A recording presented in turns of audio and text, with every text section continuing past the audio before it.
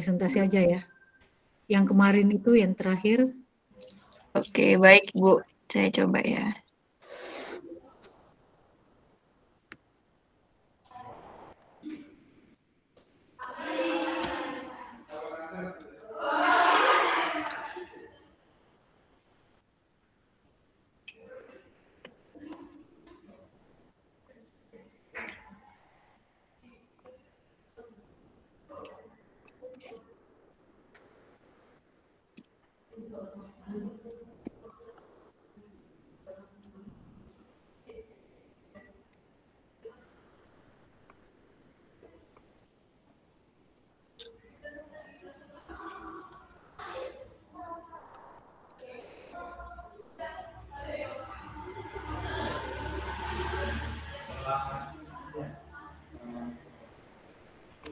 Oke, sudah terlihat ya teman-teman ya?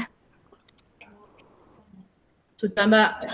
Oke, ya lanjutin sambil mengingat-ingat. Nah, kalau nggak salah kita terakhir, sebenarnya saya cuma mengulangi apa yang mungkin di beberapa pertemuan yang lalu sudah pernah dibicarakan oleh Bu Saida terkait dengan learning experience. Nah, ini merupakan seperti salah satu tujuan kita juga ya dalam yang mengembangkan design thinking ini, kita ingin membangun sebuah pengalaman belajar bagi peserta didik menggunakan design thinking. Nah, kalau kita mungkin lihat dari poin-poinnya untuk LXD atau Learning Experience Design sendiri, ya ini learner centered, di mana sangat berfokus pada yang menjadi interest atau problem di sini adalah keminatan dan kepengetahuan dari peserta didik, entah dari minat, pengalaman, atau mungkin prior knowledge dan pengetahuan awal atau entry behavior. Lalu yang kedua adalah goal oriented. Di sini kita ingin mewujudkan bahwasannya pembelajaran yang memang bertujuan untuk mewujudkan kompetensi, dan tidak lupa juga bagaimana solusi nanti yang diharapkan mampu diintegrasikan dan juga embed gitu ya kepada kehidupan para peserta didik selayaknya dan semaksimal mungkin. Dan yang terakhir adalah design fokus, di mana kita menjawab dari sebuah permasalahan yang unik yang memang hadir karena ada di suatu konteks pembelajaran tertentu. Jadi kita bukan membuat sebuah solusi yang apa ya, kasarannya one solution fits all gitu, tapi merupakan sebuah desain yang memang mampu untuk menjawab dari permasalahan-permasalahan yang kita gali dari proses yang tahap pertama itu yang empathize tadi. Nah, mungkin dari LXD sendiri itu terwujud ya dari beberapa mungkin bidang ya. Ini yang pertama UI, UX, dan LXD itu sendiri. Mungkin kalau Bapak Ibu pernah mendengar tentang UI, lalu kita bisa artikan kan tatap muka ya. Ini yang kita lihat ketika kita menggunakan suatu aplikasi tertentu, maka yang kita lihat bagaimana warna dari aplikasinya, tombolnya ada di sebelah mana, menunya bagaimana, apa ya, tampilannya lah ya, fungsi, interaksi, tampilan dan kemudahan. Nah, itu ada di user interface. Sedangkan dari X-nya atau user experience ini adalah menurut saya itu lebih ke kualitatif ya, kayak kenyamanan, lalu penggunaannya, fitur-fiturnya, apakah sudah mampu sesuai dengan si penggunanya. Dan yang terakhir adalah ID atau instructional design, yakni kemampuan seorang guru, seorang pengajar dalam mengorganisir dan memanage sebuah kelas. Dan apabila ketiga ini digabungkan, makalah muncul si LXD ini. Nah, mungkin kalau sederhananya, kalau kita lihat dari gambarnya, saya kayak kasih agak meme seperti ini. Mungkin kalau kita lihat dari desain ya, tentu yang jalan menggunakan, ini apa namanya ya, paving seperti ini kan lebih rapi ya, anti becek, terus ya bagus lah untuk dilihat. Nah, sedangkan padahal apabila kita fokus kepada si penggunanya, ini penggunanya mungkin mau beli ke toko sebelah atau gimana, dia pasti akan mencari jalur yang tercepat. Nah, mungkin dari segi user experience, apabila kita memfokuskan pada kebutuhan si pejalan kaki, mereka akan mencari jalur yang tercepat, bukan mencari jalur yang baik, yang tampilannya bagus gitu ya. Maka dari itu dia menerobos lewat sini. Padahal kita sudah menyediakan jalur jalan yang tampilannya bagus. Nah, tapi kalau kita melihat menggunakan apa ya, si UI dan UX dalam our mind, maka akan dibentuk mereka akan membentuk jalurnya sendiri atau user experience-nya sendiri. Dan what happens if we skip the UX research? Apakah yang terjadi apabila kita tidak memfikirkan di si kebutuhan user ini ya, mungkin dalam studi atau mungkin dalam mengembangkan produk. Karena kebetulan untuk UI UX sendiri bukan cuma di pendidikan ya, namun ada di segala di produk dan layanan digital. Nah, mungkin yang contoh pertama gini, so which way do I go gitu. Nah, mungkin dari dilihat tampilannya oke lah ya, di sini ada panah gede yang menunjukkan arah ya, mau kemana di ruang mana tempat Anda menginap gitu. Contoh mungkin sebut saja kita mau ke ruangan 102. Nah, mungkin kalau kita lihat secara langsung, nah 102 apakah belok ke kanan atau kalau kita melihat secara vertikal seperti ini ya, berarti kan belok ke kiri. Nah, tapi yang benar yang mana? Kan kita juga nggak tahu. Dan maka dari itu dari tampilan pun kurang gitu. Atau mungkin yang kedua, dari tampilannya mungkin lucu ya buat cewek-cewek nih, gelas yang ada warna, terus tampilannya menarik dan ya sesuai kebutuhan ya, gelas tentu untuk kita minum gitu. Tapi kalau ketika digunakan, nah ternyata ya terjadi suatu hal yang tidak kita inginkan. Nah, maka dari itu dalam segi penggunaan, kebutuhan dan permasalahan apa sih yang ingin kita jawab dari seorang user, itu akan dibahas di UI, UX, dan apabila kita menggabungkannya dengan dunia kita di education sector, itu menjadi pembangunan LXD. So, LXD mungkin kayak tadi ya, menurut saya itu adalah sebuah gabungan beberapa ilmu. Kalau kita bisa ungkap mungkin interdisipliner ya, mungkin bisa dikoreksi sama Bu Saida nanti. Bahwasanya tidak hanya berdiri ujug-ujug ada LXD gitu, tapi ada beberapa keilmuan lain yang bisa mensupport kita untuk membangun atau mendesain si pengalaman belajar ini. Dari segi teknis, UX-nya sendiri, atau interface-nya, dan tentu juga ilmu dari pedagogi kita pun juga akan integrate dalam pembangunan LXD ini. Dalam bidang kajiannya pun juga LXD ada dalam ilustrasi berikutnya. Namun ini juga masih saya dalami, tapi tentu dalam membangun LXD, kasarannya kita tidak ingin cuma membangun kayak kemarin Bu Sadia ucapkan, tidak hanya konten pembelajaran yang didigitalkan, tidak hanya mungkin tampilan yang menarik yang mungkin bisa dimasukkan ke mobile, di web atau segala macam. Namun apakah itu sudah mampu menjawab permasalahan dari peserta didik kita, mampu membantu dari pembelajaran pengajaran kita. Nah, itu lebih mendalam daripada itu. Dan menurut saya ya, untuk dari segi LXD sendiri tentu yang menjadi kunci di sini adalah si user itu tadi. Mungkin kalau kita lihat di sini ada mobil sedan gitu, ada mungkin mobil listrik, dan ini mobil seperti mobil keluarga liburan. Nah, ketiga-tiganya memiliki fungsi yang sama untuk menjadi sebagai alat transportasi. Tapi kita kalau melihat tingkatan atau seseorang, pasti mereka akan memiliki kebutuhan. Ada yang butuh mobil untuk kerja, ada yang butuh mobil memang untuk liburan, ada yang butuh mobil ya untuk commute aja sehari-hari. Nah, disinilah yang membedakan, maka dari itu produk-produk pun juga akan berbeda tentu di pasaran. Sehingga menurut saya bagaimana mengkaitkan antara design thinking dan learning experience ini adalah memiliki benang merah yang tadi di titik dari user tadi. Design thinking berfokus dengan user, si learning experience juga berfokus pada user, tentu spesifiknya adalah para peserta didik. Nah, mungkin untuk ini ya pengenalan tentang design thinking yang di awal, saya mengaitkan dengan model EDI ya, ini sangat lumrah sekali karena kita bahas, dan beberapa saya membahas dari saya juga mencoba mendalami, baca-baca blog dan juga literatur lain, memang alurnya, stepnya itu hampir sama. Namun tentu menurut saya lebih mendalam di design thinking. EDI sendiri berawal dari analisis yang warna kotak kuning ini. Tentu kalau di design thinking lebih didalami pada tahap empathize dan define. Lalu desain di tahap EDI, untuk di design thinking menjadi idea dan seterusnya. Hingga sama-sama di tahap akhir, kalau di EDI, E-nya tentu stand for evaluation.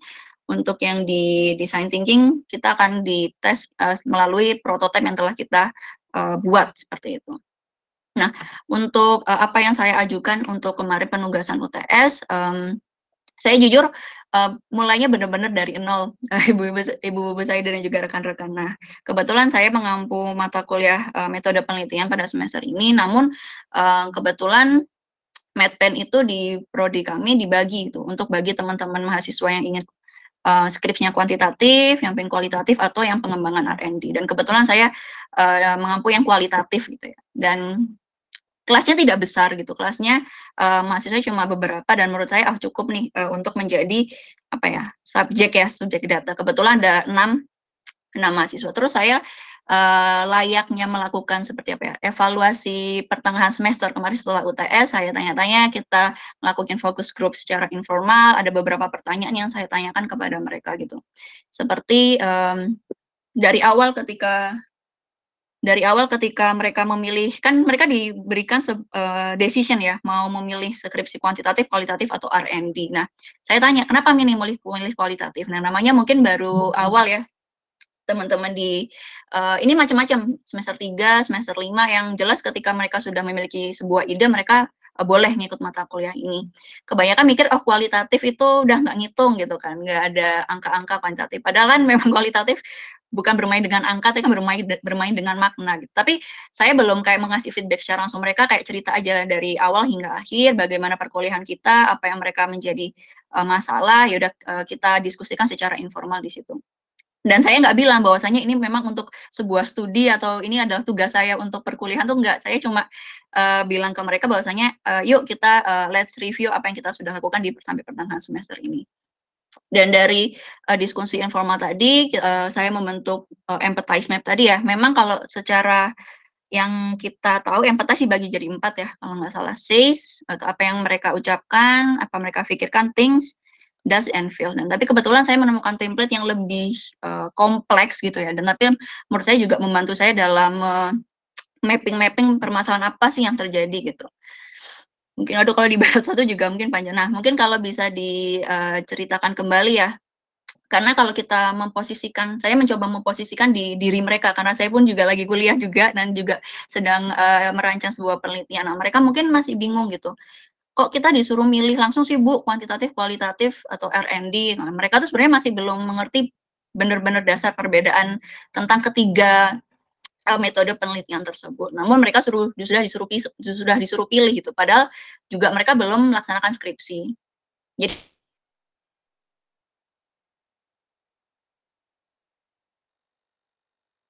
mereka juga sudah disuruh, mengikuti mata kuliah metode penelitian yang memang proyek akhir kami adalah tentu menulis proposal skripsi yang mereka harus ajukan di semester, 6 ya, semester 6 atau semester 7 awal, seperti itu.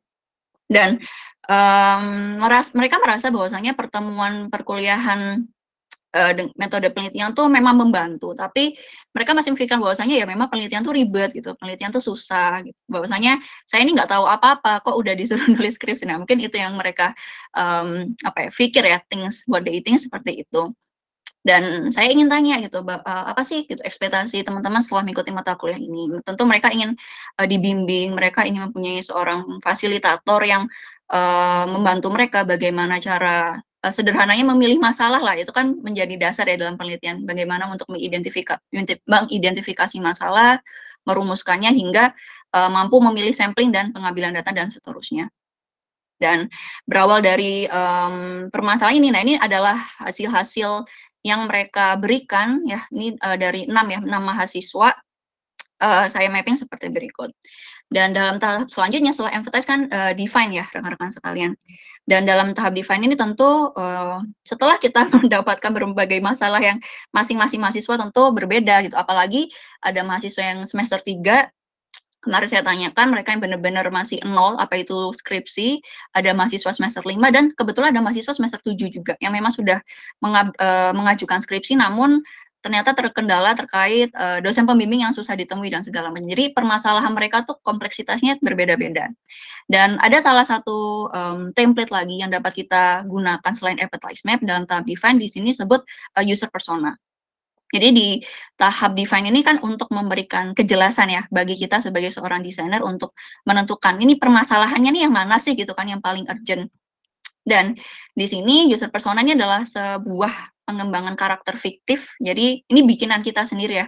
Namun yang merepresentasikan, pengguna seperti apa sih yang kita ingin berikan produk atau kita berikan solusi dari kita. Jadi dari keenam mahasiswa tadi saya mengembangkan satu user persona, saya beri nama dia Alex. Nah ini adalah apa ya, imajinatif. Alex ini sebenarnya bukan dari mahasiswa saya, namun, dari permasalahan-permasalahan yang ada, saya plotting-kan. Nah, sebenarnya apa sih yang, benang merah masalah yang seperti apa yang mereka rasakan sama rata gitu kan.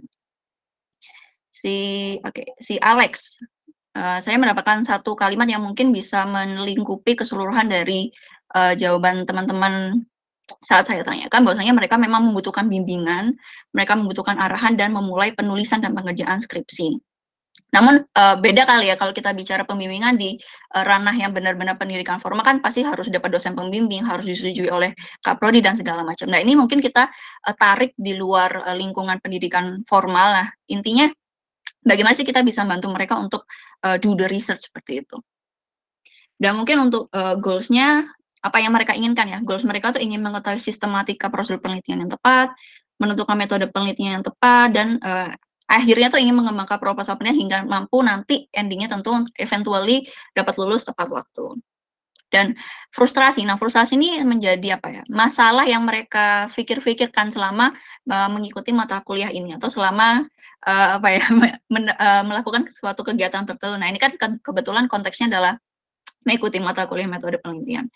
Mereka tidak memiliki pengalaman yang dalam melaksanakan penelitian. Tentu kan juga baru mahasiswa juga, tidak mengetahui cara penulisan laporan penelitian tepat, terus masih bimbang dalam menentukan, 3 metode penelitian tadi. Dan yang terakhir adalah memiliki keraguan dalam identifikasi masalah penelitian. Nah, seperti itu. Jadi, selain dari tahap empathize tadi, saya pun juga mendapat masukan dari teman-teman yang memang bekerjanya jadi, seorang UX designer ya, di mana tapi bukan dalam lingkup pendidikan, tapi dalam lingkup, industri, bahwasanya user persona ini sangat membantu para desainer untuk, menggarisbawahi itu permasalahan apa yang ingin diangkat. Nah, akhirnya dalam, user, persona tadi, nah mungkin saya bisa kasih garis bawah dari 5 ini gitu. Apa yang mereka menjadi masalah dan apa yang digarisbawahi dari tahapan sebelumnya adalah pengguna memahami urgensi dari kegiatan perkuliahan metode penelitian. Jadi mereka tidak terpaksa ya tentu ikut metode penelitian. Mereka tahu, kewajiban tersebut selain untuk memenuhi SKS dan membantu mereka untuk kegiatan skripsi. Jadi tidak ada rasa seperti dorongan atau keharusan mereka, harus ikut, metode penelitian. Mereka sadar akan, kegunaan dari metode mata kuliah metode penelitian ini. Pengguna memiliki rasa tanggung jawab untuk mengikuti perkuliahan secara disiplin. Kebetulan kami masih menggunakan model hybrid, kadang juga blended, kadang juga, asinkronus, dan di seluruh model alhamdulillah semua, teman-teman mahasiswa masih bisa mengikuti itu dengan disiplin. Lalu pengguna memiliki kecemasan yang tinggi dikarenakan belum memiliki pengalaman dan pengetahuan sebelumnya atau prior knowledge tentang pelaksanaan kegiatan penelitian. Lalu pengguna memiliki kebingungan terkait dengan penulisan atau sistematika ya, mungkin urut-urutan yang mereka juga masih belum mengetahui itu. Dan yang kelima, pengguna memiliki motivasi dan keinginan tinggi untuk mampu memahami dan melaksanakan kegiatan penelitian. Nah, ini mungkin saya juga bisa merasakan, tentu kan dalam mungkin proses penelitian kita atau disertasi ke depannya, kita ingin gitu kan, kita ingin selesai lulus tepat waktu, kita ingin memilih, mengangkat masalah yang memang sesuai dengan minat kita dan itu memang urgent, tapi kan kita masih belum tahu tuh bagaimana untuk memulai itu. Nah, mungkin saya bisa merasakan di, sisi user dari teman-teman mahasiswa tadi. Jadi mungkin dalam, apa yang ingin saya ajukan dalam tahap idiot ini memberikan, ini mungkin akan juga dikomentari Bu Saida terkait machine learning dan segala macam. Sistem pemberi rekomendasi dalam menentukan metode penelitian, lalu, adanya seperti, assignment journey, di mana kita memfasilitasi mahasiswa tadi dari awal identifikasi masalah hingga nanti mampu propose sebuah proposal penelitian. Lalu pengguna atau user, mahasiswa tadi akan dihubungkan dengan fasilitator, lalu dengan ada learning resource atau research tip, forum diskusi, dan profil pengguna. Dan menu-menu tadi, masih saya bikin prototipe secara sederhana, mungkin bentar saya ganti dulu tab-nya.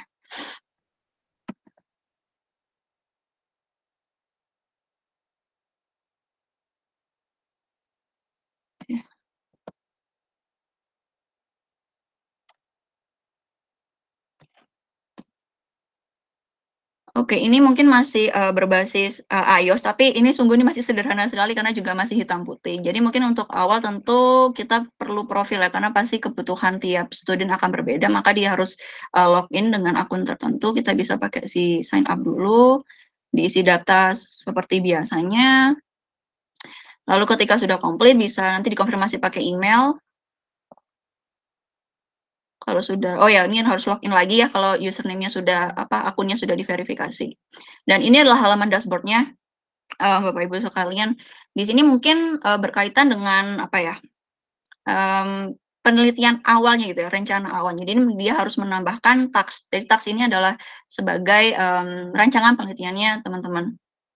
Ketika diklik, nah ini adalah mungkin seperti kuesioner awal untuk menentukan apakah si mahasiswa ini cenderung minatnya di kuantitatif, kualitatif, atau R&D. Nah mungkin ada beberapa pertanyaan di mana yang bisa mengarahkan seperti survei gitu ya, survei pada awalnya. Dan mungkin untuk ide saya saat ini mungkin masih diberikan seperti value ketika mereka memilih A ini berarti adalah punyanya kuantitatif, atau ini kan A, B, C, D gitu ya, pilihan ganda. Yang saya pelajarin dulu ya ketika kuliah bahwasanya ini bisa diberikan value. Jadi untuk pada akhir kita bisa mengagregasikan bahwasannya dengan pilihan answer mereka kebanyakan mungkin di A atau B, maka kita bisa memberikan rekomendasi bahwasannya apakah si anak ini diberikan kuantitatif, kualitatif, atau R&D.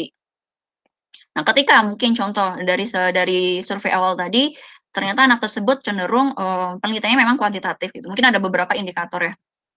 Lalu bisa dilanjutkan dan dia akan dihubungkan oleh fasilitator. Mungkin ini bisa juga dari teman-teman dosen, atau ketika ini memang aplikasinya di luar pendidikan formal, maka ya seseorang yang memiliki expert ya untuk di bidang riset seperti itu. Dan ini ketika dia sudah mendapatkan tadi fasilitator, sudah dapat metode penelitiannya, maka seperti ada progres pengerjaan. Nah mungkin ini kalau dibuka pun juga ini adalah langkah-langkah pengerjaan penelitian yang saya dapat dari bukunya Creswell di research metodologi dari tahap 1 sampai 10. Jadi ketika dia sudah mungkin di tahap awal, nanti akan secara otomatis oleh sistem terbaca, ini sudah selesai, sudah dapatkan fasilitasi dari fasilitator tadi, atau mungkin masih in progress, atau ini kita tahu ya bahwasanya dalam pengerjaan penelitian kan nggak mungkin seideal ini ya, nomor 1 sampai 10 urut gitu. Bisa aja dari ketika sampling kita bisa kembali ke bagian latar belakang, dan ini pun juga akan mengikuti itu, jadi bukan secara prosedural. Itu adalah secara gambaran singkat. Ini mungkin masih belum selesai untuk prototipe, masih ada beberapa screen lagi kalau mengikuti fungsi IDEA tadi. Sebentar. Satu slide terakhir.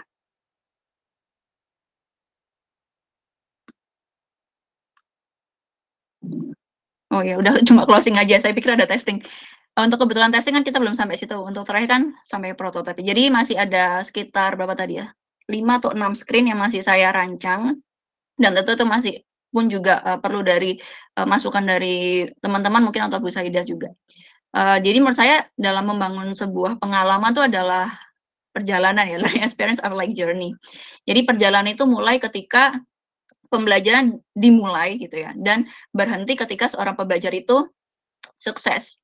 The end of the journey isn't knowing more, but is doing more. Jadi design thinking dan learning experience tidak mungkin ketika sudah jadi sebuah aplikasi and that's all. Pasti tentu akan mengalami proses iterasi dan harus dibenahi dan dikembangkan terus-menerus. Dan itu aja dari saya. Terima kasih Bu Saida dan teman-teman.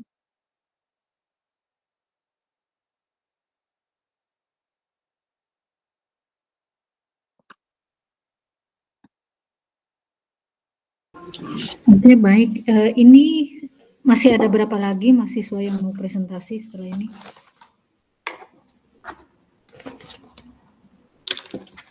Ada berapa lagi? Rekan-rekan mungkin ada yang mengajukan di drive-nya kayaknya sudah pada ngumpulin sih, Bu. Oke, jadi diusahakan semua harus presentasi ya. Jadi yang dinilai adalah yang presentasi. Oke, nanti tolong Mbak Mauris di-listkan ya yang sudah presentasi dan yang belum presentasi. Mulai dari yang pertama ya sampai sekarang. Oke, baik.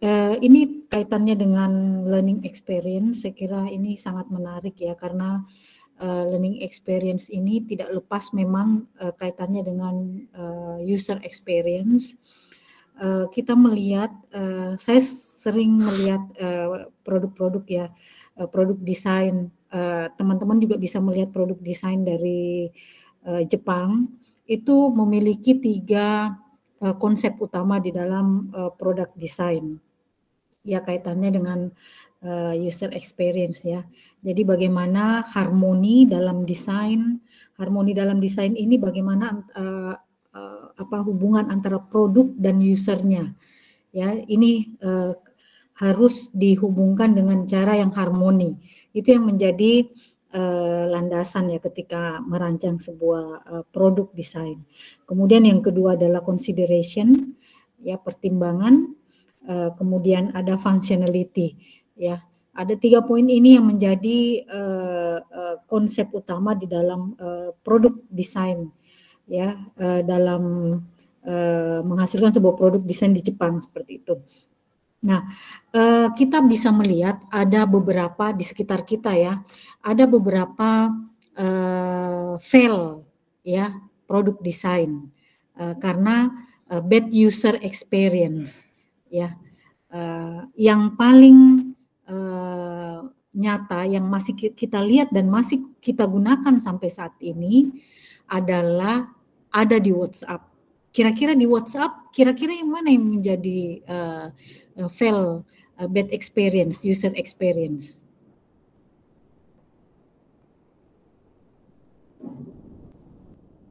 Salah satu contohnya adalah delete message ya. Delete message itu sebelumnya kan ini mengalami perkembangan. Sebelumnya kita tidak bisa delete kan, tapi kemudian ada perkembangan kita bisa mendelete message. Tetapi desainnya itu delete message masih menyisakan notifikasi ya seseorang bahwa seseorang itu mendelete message. Nah, ini sebetulnya masuk dalam bad user experience ya berdasarkan komentar para ahli-ahli desain ya. Ini masuk dalam kategori bad experience karena apa? Ini menimbulkan tanda tanya ke orang lain. Kenapa di-delete? Orang jadi tahu ini dia mendelete sesuatu, kenapa di-delete, kan ada banyak pertanyaan. Nah, ini yang menjadikan masuk dalam kategori bad user experience ya. Mungkin ke depannya ini masih terus dikembangkan.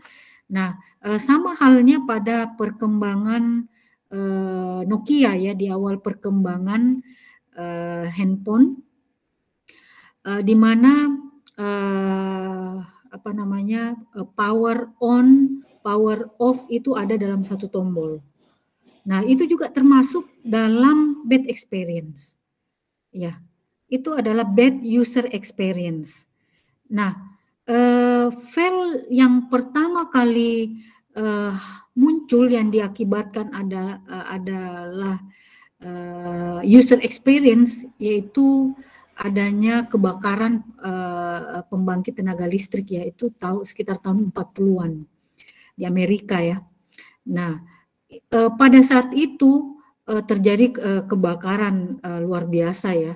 Itu yang menjadi tonggak sejarah user experience sebetulnya. Setelah diteliti kan penyebab kebakarannya itu kan diteliti terus ya.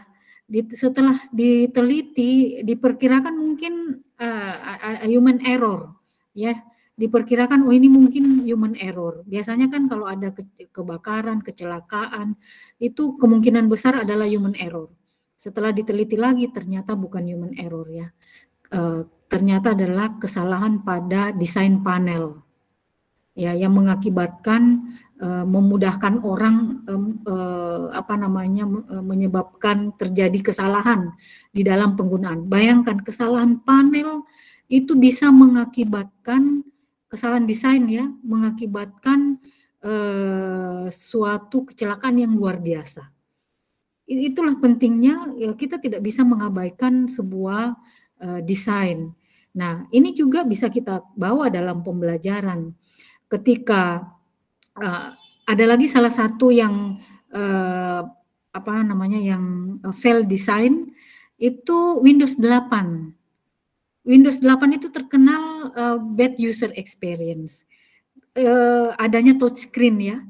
orang menggunakan touchscreen di satu sisi, jadi sangat sulit menggunakan Windows 8. Bapak Ibu kalau pernah menggunakan Windows 8 itu bagi orang yang baru pertama kali touchscreen, kemudian laptopnya mungkin belum begitu support ya, itu juga menjadi permasalahan ya.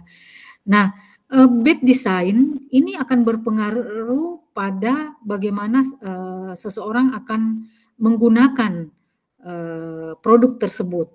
Sehingga perusahaan itu mau membayar mahal, ya, mau membayar mahal untuk sebuah user experience designer ya, untuk seorang user experience designer untuk menghasilkan sebuah produk yang memang memberikan kenyamanan dalam penggunaan. Nah, ini memang keilmuan yang luar biasa ya sebetulnya.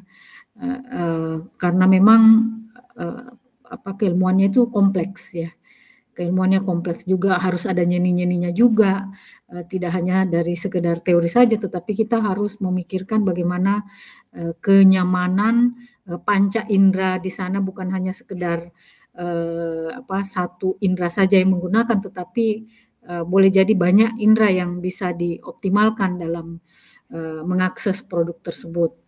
Ya, kita bisa melihat misalkan dari segi fungsionalitas ya, bagaimana produk semangka di Jepang itu dihasilkan supaya bisa di-packing dengan mudah. Jadi dari awal itu dirancang tidak bulat ya semangkanya, tetapi kotak. Karena apa? Supaya ketika packaging itu memudahkan proses packaging. Nah, ini merupakan sebuah user experience ya. Ini merupakan sebuah user experience. Jadi ada banyak hal yang sebetulnya perlu kita pikirkan lebih detail lagi. Di Indonesia belum begitu detail memikirkan produk desain ya. Khususnya makanan juga kita kesulitan membuka misalkan banyak produk-produk ya, harus menggunakan gunting, padahal banyak produk itu tidak digunakan di rumah, tetapi on the way kita menggunakan ya, yang dimana kita tidak akan selalu ada gunting. Nah, yang begini masa yang kecil-kecil begini tuh masih tidak dipikirkan oleh desainernya ya, bagaimana yang penting produk itu memuaskan ya, bukan hanya produk fungsionalitasnya ya, task dari produk itu, tetapi kan keseluruhan. Itulah gunanya ketika kita dalam penelitian saya kemarin itu juga di di kuesioner itu sebetulnya mengukur teknologi fit ya, mengukur teknologi. Tapi sayangnya data-datanya itu tidak bisa saya pakai karena yang menggunakan yang menjadi partisipan, jadi sekedar info ya. Ini juga akan menjadi pengalaman bagi teman-teman sekalian ketika melakukan penelitian.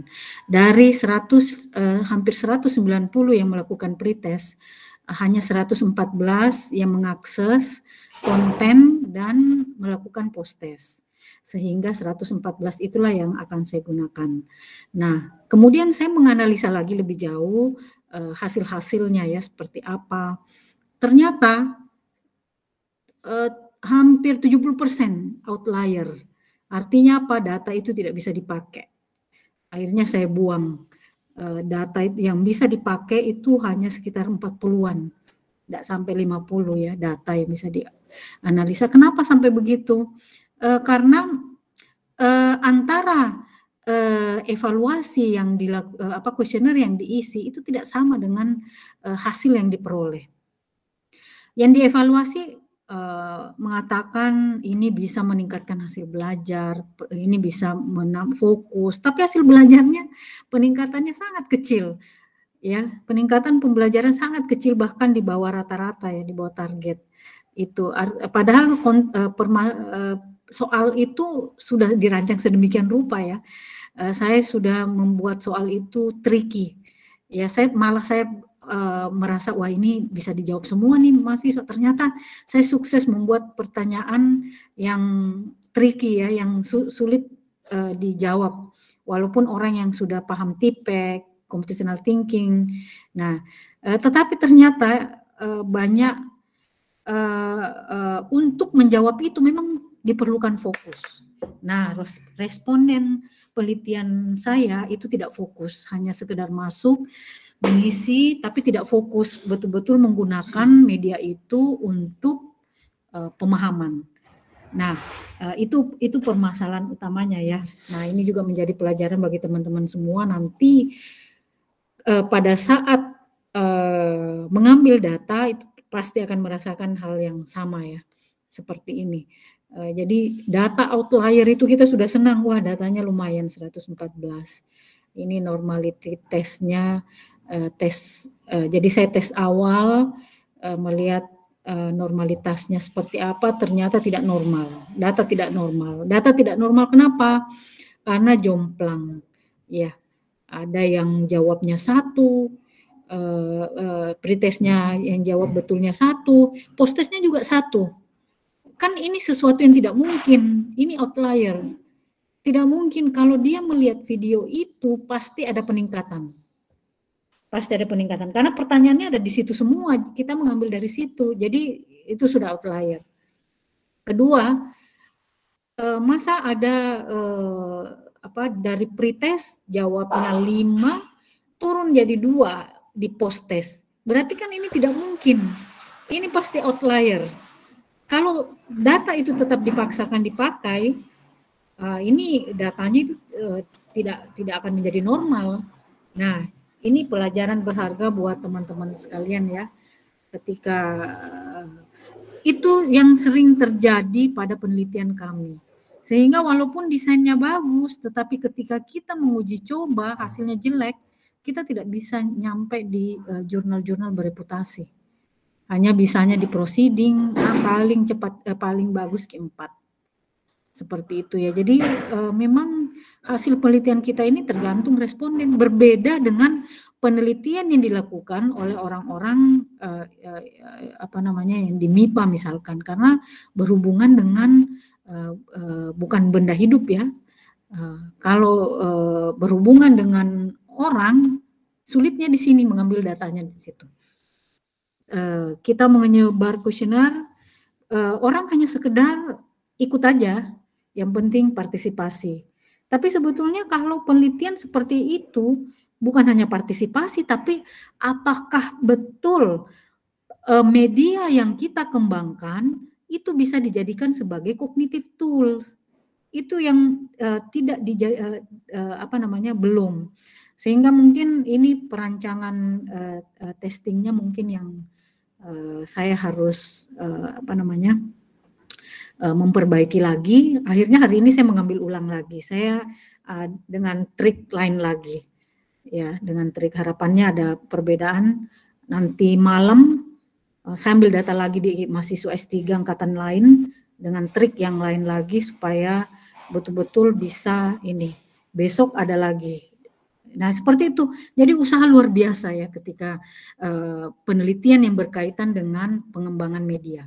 Kita sudah repot di pengembangan medianya, ya, itu butuh waktu, dan juga pada saat implementasi juga sangat butuh waktu, dan jangan memang tidak boleh putus asa ya. Jelek ambil data lagi, ya. Kalau kurang bagus ambil data lagi. Jangan dipaksakan data itu walaupun data banyak.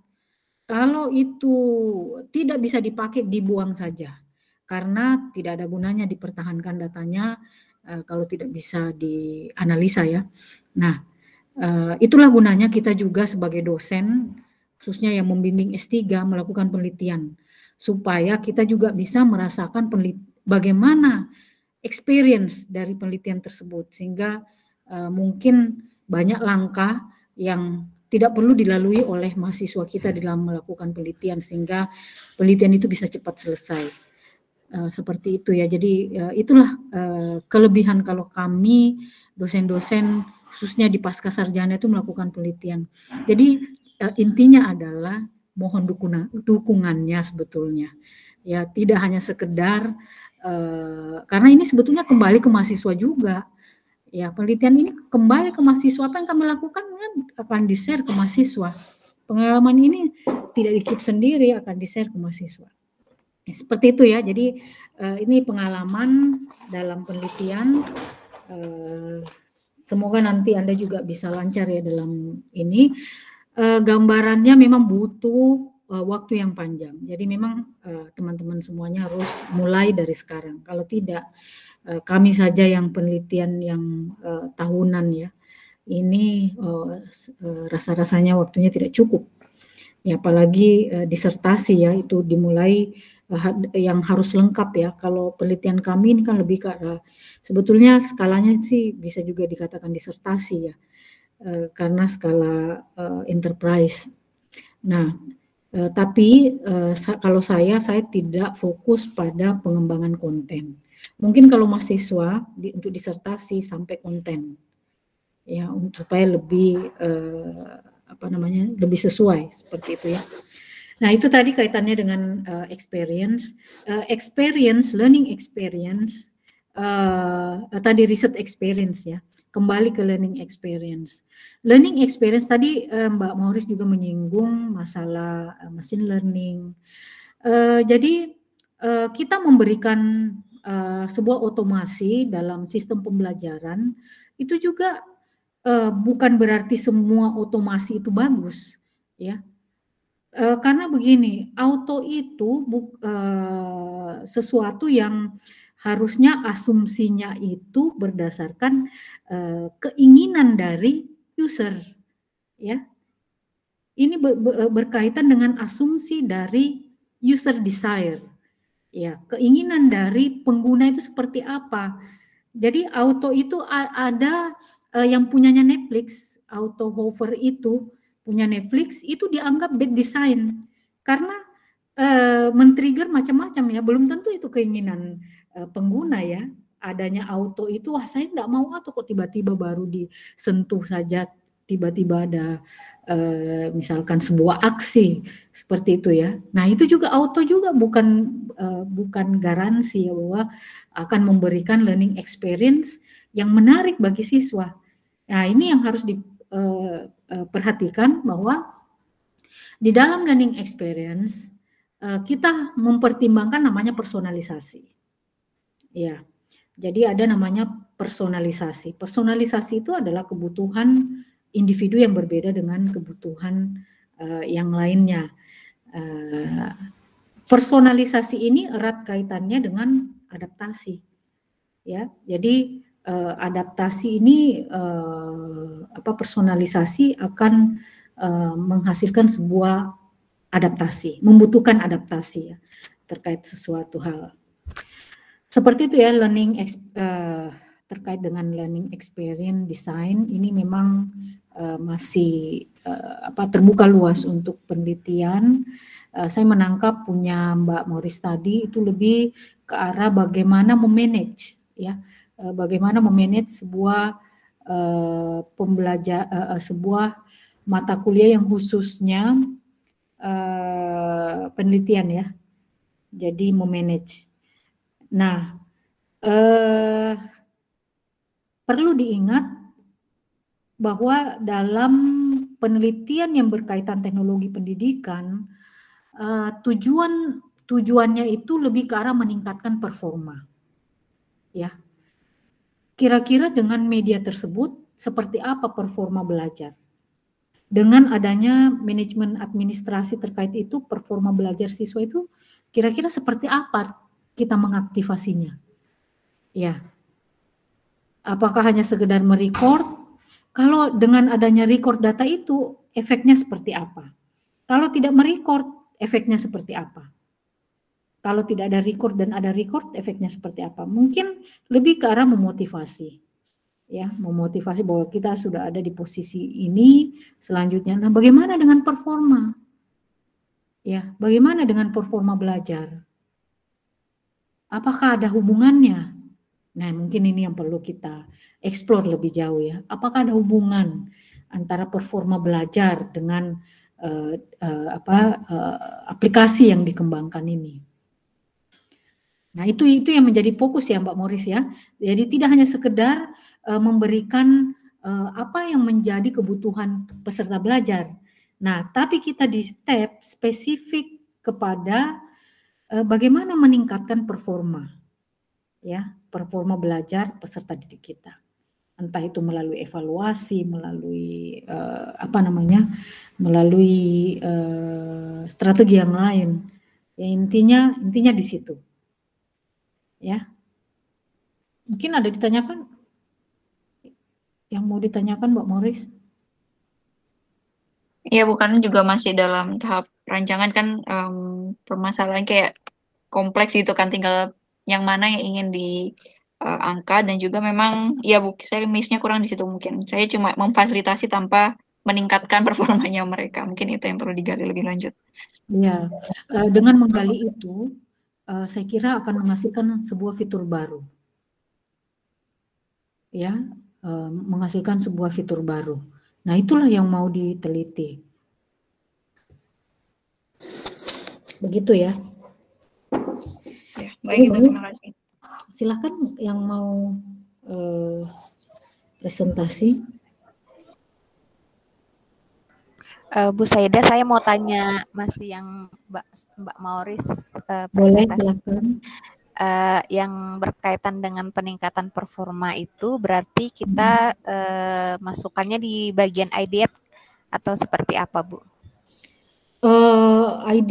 Nanti di ideate pastinya ya. Ideate itu akan keluar sudah seperti apa kira-kira kebutuhan untuk mata kuliah, misalkan metodologi penelitian itu apa sih yang menjadi permasalahan terbesar dalam sebuah proposal, ya, proposal penelitian, bukan hanya sekedar tahapan ya, bukan hanya sekedar tahapan, tetapi sebetulnya ada permasalahan. Jadi misalkan bagaimana memformulasikan permasalahan. Itu kan sebuah permasalahan dalam penelitian. Tidak semua mahasiswa itu punya kompetensi untuk memformulasikan permasalahan. Ini berkaitan dengan metodologi penelitian ya. Bagaimana memformulasikan sebuah permasalahan. Nah, mungkin itu yang salah satu. Jadi prosedur bukan hanya menjadi masalah utama ya. Prosedur penelitian kita tinggal melihat prosedur, mengikuti langkah kan selesai urusan. Tetapi ada permasalahan yang tidak bisa hanya sekedar melihat langkah semata, ya. Ada namanya kalau berbicara knowledge ya, ada namanya tacit knowledge, ya. Ada istilah tacit knowledge yang tidak terlihat, yang nah itu yang perlu bagaimana mengaktifasi itu. Misalkan kalau berbicara tacit ya, taruhlah seorang yang memiliki kemampuan melukis, ya, kemampuan melukis. Dia kalau melukis, dia ngajar kita melukis bisa, tarik garis, tapi tarik garisnya itu berbeda ya. Kemudian misalkan menggambar pohon, berbeda udah cara menggambar. Kita diajar cara, tapi ada sesuatu yang berbeda. Karena apa? Tesit itu sesuatu yang diperoleh berdasarkan pengalaman, juga memang ada juga yang bawaan lahir. Jadi ada banyak ya faktor yang ini. Nah, sama halnya memformulasikan permasalahan bukan sesuatu yang tesit ya, bukan tesit. Itu bisa dipelajari dan ini. Nah, bagaimana cara menggali ini semua? Melatih siswa itu, ya, tacit knowledge itu sesuatu. Saya sudah banyak membimbing mahasiswa S3 ya yang berkaitan tacit knowledge. Ini juga sedang membimbing mahasiswa S2 ya kaitannya tacit knowledge. Ini juga menarik sebetulnya. Bagaimana tacit knowledge itu ini berkaitan dengan knowledge management ya. Berkaitan dengan knowledge management, ada model namanya SECI model. SECI model itu bagaimana mengconvert ya knowledge ini menjadi misalkan procedural knowledge, atau jadi ada banyak ini ya, ada banyak tahapan. Kalau nggak salah ada 4 ya, ada 4 tahapan di sana. Nah, mungkin dari situ punya Mbak Mauris itu bisa misalkan dengan cara kolaborasi, ya. Mereka bisa kolaborasi, kemudian bagaimana saling mengajarkan supaya, nah disitulah idenya sebetulnya. Disitulah ide itu akan muncul, bagaimana strateginya. Nah, untuk mewujudkan ini kan tidak bisa kalau hanya satu keilmuan. Ya, harus banyak keilmuan yang harus kita gali, strategi-strategi, teori-teori, ya, teori pembelajaran, teori misalkan knowledge management, dan seterusnya. Kalau menurut saya Mbak Mauris itu sangat tepat, bukan hanya sekedar menyajikan itu, sayang. Harusnya mengoptimalkan bagaimana knowledge management. Coba ya digali lebih jauh knowledge management pada sistem yang mau dikembangkan. Itu ditambah dengan knowledge management, saya kira akan lebih powerful. Tidak hanya berbicara masalah desain ya, tidak hanya berbicara masalah UX, itu sesuatu yang berbeda. Ya, masalah UX itu sesuatu yang berbeda. Itulah kompleksitas dalam ketika kita merancang. Jadi ada tahapan-tahapan, bagian-bagian yang perlu. Saya kalau membimbing mahasiswa disertasi biasanya saya membagi beberapa etape. Ya, etape pertama misalkan preliminary misalkan punya Mbak Mauris, ya pertama desain apa dulu. Ada yang harus desain dulu, itu sebagai preliminary. Masuk ke tahapan berikutnya adalah apa lagi. Tiap mahasiswa pasti berbeda ya. Seperti itu. Oke, saya kira begitu ya. Baik Bu, mungkin rekan-rekan ada yang mau mendiskusikan hasil kerjaannya?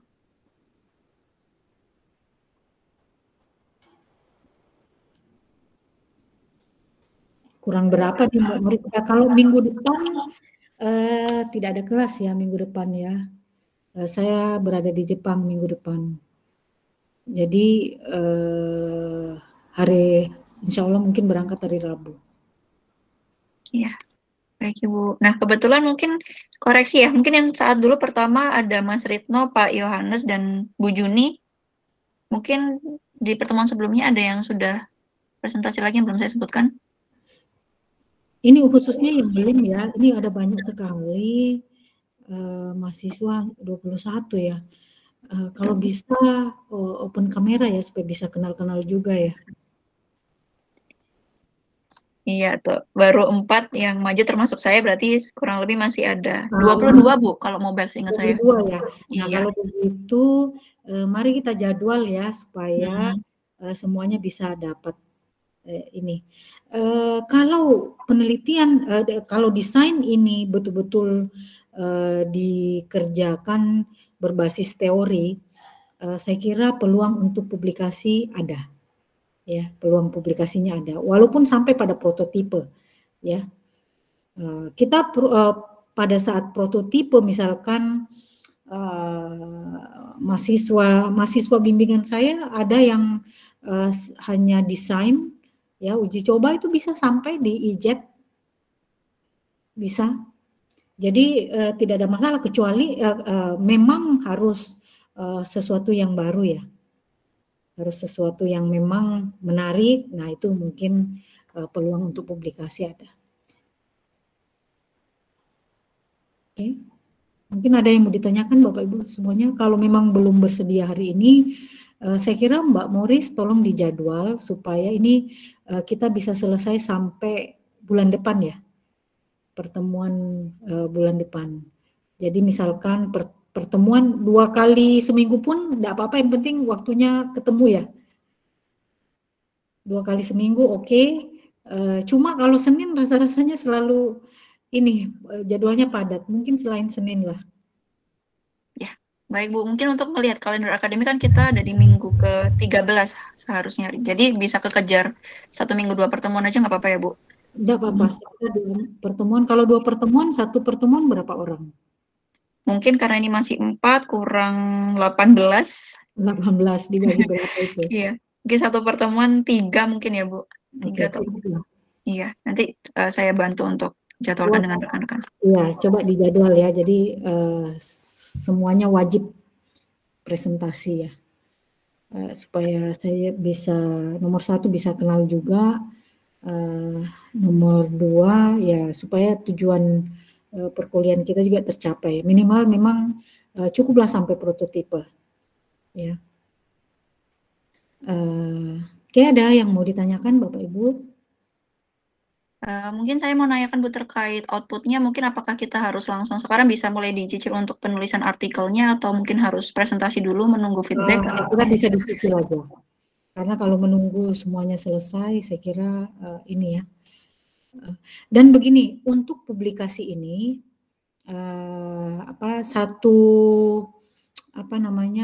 intinya yang bisa sampai submit itu dapat A ya, itu dapat A. Entah itu di Sinta ya, Sinta berapapun ya, atau proceeding ya tidak masalah. Atau jurnal kan banyak tuh jurnal non Scopus yang gratis, mungkin itu juga bisa untuk meningkatkan indeks ya. Saya kira indeks itu penting ya untuk Google Scholar. Nah, yang menjadi penulis nanti ya silahkan. Kalau di proceeding itu apa bukan hasil penelitian Bu? Hanya desain aja sudah cukup Bu? Jadi gini, proceeding itu macam-macam bisa. Ini kan juga penelitian ya. Ini kan penelitian tapi sampai prototipe ya. Ini desain itu juga hasil penelitian karena kita mengikuti prosedur penelitian sebetulnya.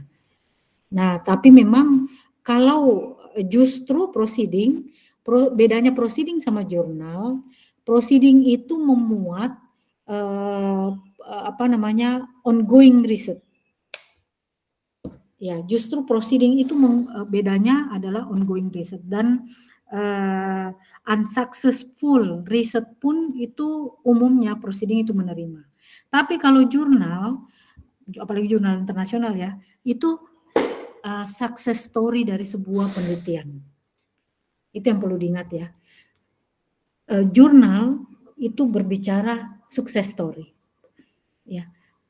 Success story dari sebuah penelitian. Itu bedanya jurnal sama proceeding ya secara umum. Nah, untuk itu saya kira dibuat draft aja dulu ya, draft kasar ya. Draft kasar. Yang penting nanti Bapak Ibu saya kira untuk penelitian misalkan untuk publish itu bisa menggunakan 2 institusi ya. Institusi Bapak Ibu dan institusi UM. Ya. Jadi ada 2. Seperti itu ya. Jadi saya kira ini salah satu cara juga untuk meningkatkan indeks kita ya minimal di Google Scholar lah. Dan begini, kalau ini dijadikan sampai publish, misalkan teman-teman melanjutkan ini menjadi sebuah disertasi, di backgroundnya itu bisa merujuk ke artikelnya. Ya, bahwa didesain ya, itu kelebihannya ya. Desainnya seperti ini yang sudah dipublish, nah itu jauh lebih bagus. Itu keunggulan ketika kita mencicil mempublikasi hasil penelitian kita. Oke. Mungkin ada lagi yang ditanyakan? Makasih Bu. Iya, Bu, kalau conference paper itu kan apakah biasanya kan kalau kita jadi speaker di sebuah conference akan jadi proceeding. Kalau seperti itu? Iya. Nah, berarti kan harus mencari yang diselenggarakan di Desember. Ada yang online. Ini hanya contoh saja, contoh. Kalaupun tidak conference paper ya bisa di di Sinta pun bisa, Sinta 2, Sinta 1, tapi Sinta itu mahal ya. Sinta itu mahal. Cari yang murah-murah saja. Yang bukan yang murah, yang gratis. Kalau saya sih lebih mudah yang jurnal internasional ya. Tapi non Scopus itu banyak. Boleh ya Bu? Boleh, silahkan latihan. Kan ini tidak dipakai untuk kewajiban untuk disertasi ya. Masih ada lagi yang lainnya. Ini hanya latihan saja ya. Ini hanya latihan saja supaya ada experience ketika membuat sebuah artikel. Nah, seperti itu ya. Kira-kira mampu nggak? Ini masih bisa ditawar. Iya, latihan, Bu. Insya Allah dicoba, Bu. Insya Allah kalau bukan Scopus, insya Allah, Bu. Iya, bukan Scopus. Tidak perlu Scopus dulu. Ya. Jadi ini untuk pemanasan lah. Ini untuk pemanasan. Siap, Bu. Saya sekarang ini sedang menulis paralel 3 artikel. Jadi saya kira kesibukan saya hampir sama dengan kesibukan teman-teman semua ya. Bedanya hanya saya tidak belajar di kelas, tapi belajar sendiri ya. Berarti bisa kami citasi ya, Bu? Bisa kalau sudah publish ya. Ini target saya, masalahnya ini baru menambah data lagi. Makanya saya terhambat di situ. Tapi saya sudah jadi dalam menulis artikel itu ada teknik ya. Ada teknik. Kita merancang, ya sama seperti waktu belajar bahasa Indonesia. Pokok-pokoknya dulu apa? Alur ceritanya dulu seperti apa? Kasar, ya. Rancangan utuh, itu dulu dijadikan. Setelah itu masuk ke bagian-bagian yang sekiranya tidak membutuhkan effort besar dalam mengerjakan. Artinya kita dalam mengerjakan itu santai. Biasanya saya mengerjakan dulu di rancangannya, desain. Ya. Nanti setelah itu selesai semua, baru masuk ke yang sulit. Yang sulit itu sebetulnya ada di latar belakangnya. Yang paling sulit itu. Karena di situ state of the art, di situ kita harus ada rasional di sana, signifikansi penelitian harus muncul, ya. Intinya itu yang paling sulit. Selebihnya saya kira seperti laporan penelitian biasa. Sebetulnya tidak ada yang sulit ya, cuma memang manajemen waktu. Ini saya ada artikel yang sudah 6 bulan di review, masih dalam proses karena saya submit di Taylor and Francis ya. Ini Q1 saya masukkan Juni, sampai sekarang belum ada keputusan. Saya bolak-balik kirim pertanyaan terkait decision. Nah, kemarin baru dijawab, masih butuh 1,5 bulan lagi. Nah, jadi seperti itu ya teman-teman. Kalau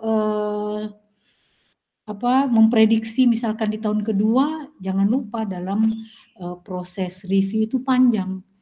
Ada yang sampai setahun. Ini saya sudah mau berapa bulan ini? Lebih dari 6 bulan udah. Hampir 6 bulan ya, hampir 6 bulan, Desember baru ini. Belum lagi proses ketika ada perbaikan. Ya, perbaikan juga lama.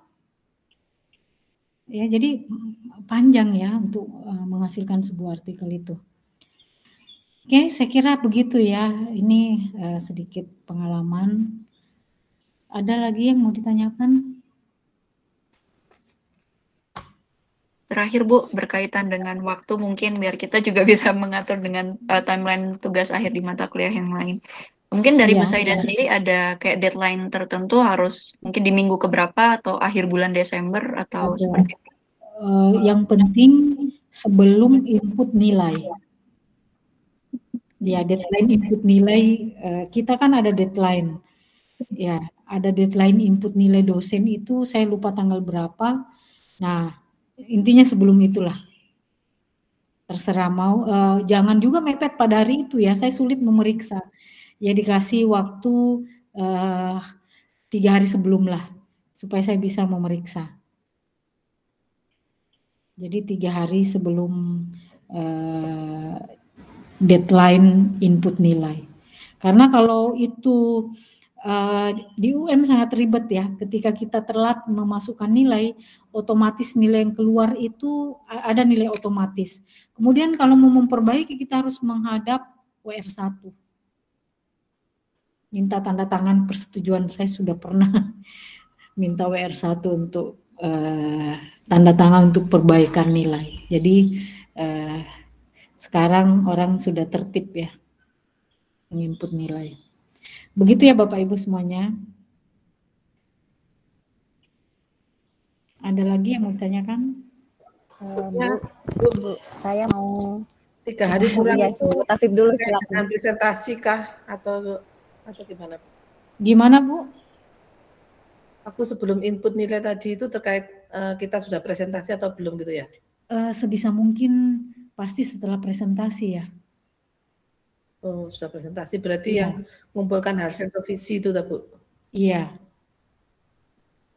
Sebisa mungkin itu. Terima kasih. Jadi,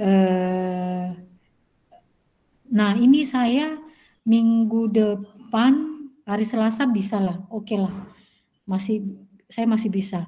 Tapi kalau Rabu, saya kan hari ini baru penentuan tiket ya, jam berapa mau berangkat.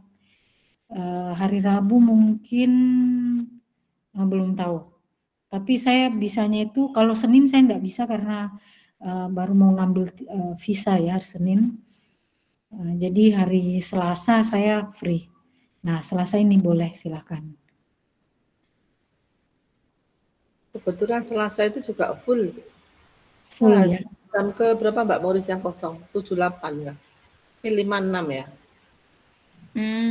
Mungkin kalau semisal Pak Henry kosong Bu di Selasa pagi, kita bisa di Selasa pagi. Oke. Selasa pagi itu Selasa pagi Pak Dedi, Mbak Sofi. Ini hari apa sih? Oh, Selasa. Iya. Pak Dedi, jam ke-5-6 itu Bu. Mungkin nanti nanti kita bisa konfirmasi kembali. Oke. Intinya Selasa sore pun enggak apa-apa ya. Online. Mbak Moris, kayaknya materinya Pak kemarin kan saya terakhir yang Waspen. Itu sudah kosong itu. Jam ke berapa itu? 78. Oh iya betul. Jam ke 78 Bu, jam 1 nggih Bu. Oke, insya Allah jam 1 saya bisa ya. Ya, baik. Ya, jam 1 ya kita agendakan. Kalau bisa 4 orang sekalian tinggal di ini ya. Mungkin dibatasi waktunya ya. Oke. Ada lagi? Bu, saya sebenarnya masih penasaran apa ya, saya tuh yang kita lakukan ini design thinkingnya bukan berupa strategi pembelajaran ya gitu ya Bu ya, karena saya kalau cari keyword design thinking in learning itu banyak juga yang menggunakan design thinking sebagai strategi pembelajaran. Nah, jadi mungkin saya butuh apa nih, semacam arahan mungkin ya Bu ya. Sama saya masih tertarik dengan di tahapan idea itu tips-tipsnya seperti apa Bu, cara kita mengideat dari tahapan define gitu Bu. Jadi ada ya, memang ada 2 hal ya yang harus kita bedakan ya. Ada yang menggunakan design thinking sebagai strategi pembelajaran, ada yang menggunakan design thinking untuk menghasilkan inovasi dalam pembelajaran. Itu sesuatu yang berbeda ya. Jadi bagaimana mengintegrasikan design thinking di dalam pembelajaran. Nanti saya share ya, kebetulan saya juga membimbing mahasiswa ya, S3. Nanti saya share, ada buku yang kaitannya dengan design thinking, bagaimana mengintegrasikan design thinking di dalam kelas. Sebetulnya ada pelatihannya ya, workshopnya ya, mungkin sudah lewat. Kemarin saya diinfo ada workshop terkait design thinking, BINUS menyelenggarakan workshop itu karena di design thinking ini sangat kental ya penggunaannya di BINUS ya, khususnya di BINUS. Kalau kita sih belum begitu kental penggunaan design thinking approach ini. Saya kira nanti saya akan share-nya nanti supaya bisa dibaca sendiri, ya. Kemudian bagaimana bisa membedakan. Saya kira sudah bedanya itu jelas. Kalau design thinking ini digunakan di dalam pembelajaran, berarti strategi ini dilalui oleh peserta belajar ya, untuk mencapai sebuah inovasi, ya. Jadi ini diterapkan di dalam kelas, tapi berbeda kalau kita membuat sebuah inovasi ya dengan metode design thinking. Jadi saya kira sangat berbeda. Oke, nanti ya saya share literaturnya, ya, diingatkan. Baik. Ada lagi mungkin?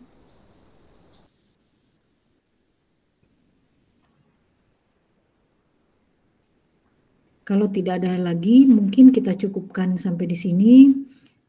Kita insya Allah bisa ketemu di hari Selasa jam 1 ya. Tapi saya diingatkan pagi ya. Saya diingatkan pagi. Takutnya biasanya lupa. Oke, baik. Saya kira demikian Bapak Ibu semuanya. Memang akhir tahun seperti ini masa-masa sibuk ya, mengerjakan banyak tugas. Ya, tapi saya kira Bapak Ibu semuanya tidak sendiri ya, kita pun dosen banyak sekali tugas-tugas yang harus diselesaikan, khususnya yang penelitian ya. Oke, baik Bapak Ibu, saya kira cukup sekian. Terima kasih. Assalamualaikum warahmatullahi wabarakatuh. Waalaikumsalam warahmatullahi wabarakatuh. Terima kasih banyak Bapak Ibu. Terima kasih. Jennifer ya. Iya Bu. Oke, Bu.